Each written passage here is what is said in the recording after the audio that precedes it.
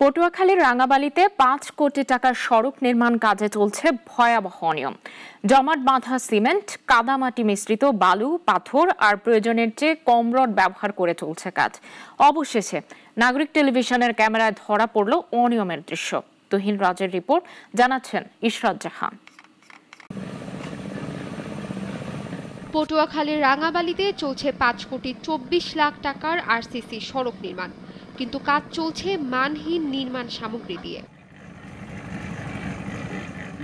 পাথর ও বালুর সঙ্গে মিশে আছে কাদামাটি, ব্যবহার হচ্ছে জমাট বেঁধে চাকচাক হয়ে যাওয়া সিমেন্টও। ক্যামেরায় অকপটে এসব নিয়মের কথা স্বীকার করেছেন ঢালাই কাজে নিয়োজিত শ্রমিকরা।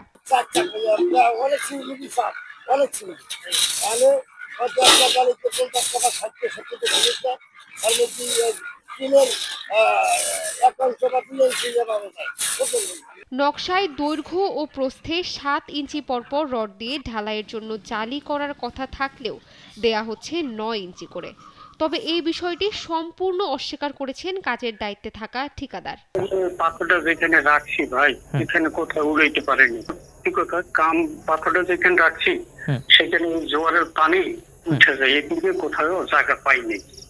ঠিক আছে ভাই, এই যে লোক পাথর কখনো কাদামাটি এলাকা পাথর কেনে না, আমি কিনি নেই ভাই। আমি অসুস্থ মানুষ, আমি আপনাকে বলি ওইখানে ওই যে জোয়ার বন্যাগুলো হয়েছে না ভাই, পাথরের পানি উঠে গেছে।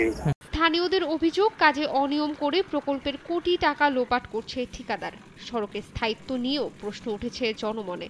এই যে ঘর বলতে বালি, আবার ওদের বালি ভালো না, আবার ভাইব্রেটর মেশিন দ্বারা রাস্তাটা করে না। তারপর আমার ঢালাই দিছে, 15 দিন নয় নাই, 15-20 দিন হয়েছে, আমি রাস্তা খোলাই উঠতে দেখতেছি। যে এখানে যে সিমেন্ট দিতে সিমেন্ট লাগাইছে, যে মাটি মিক্সড করা মোটামুটি যা আছে, ঢালাই তো একটা ভালো হচ্ছে না। রাস্তার কাজ চলতেছে, কাজ খুব নিম্নমানের কাজ, পাথর, সিমেন্ট, বালু এগুলো সবই লোকাল।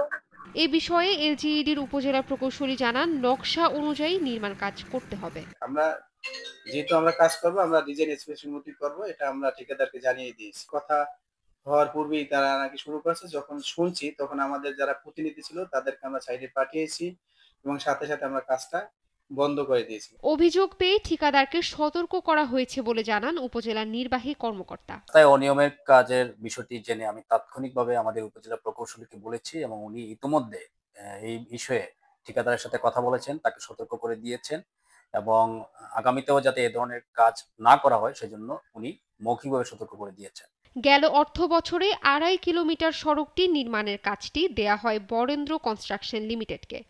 এলজিইডির তথ্য অনুযায়ী গত বছর থেকে শুরু হওয়া এই কাজের অগ্রগতি এখন পর্যন্ত ৪৫%। অথচ শুরু থেকেই গুরুতর প্রশ্ন উঠেছে কাজের মান নিয়ে।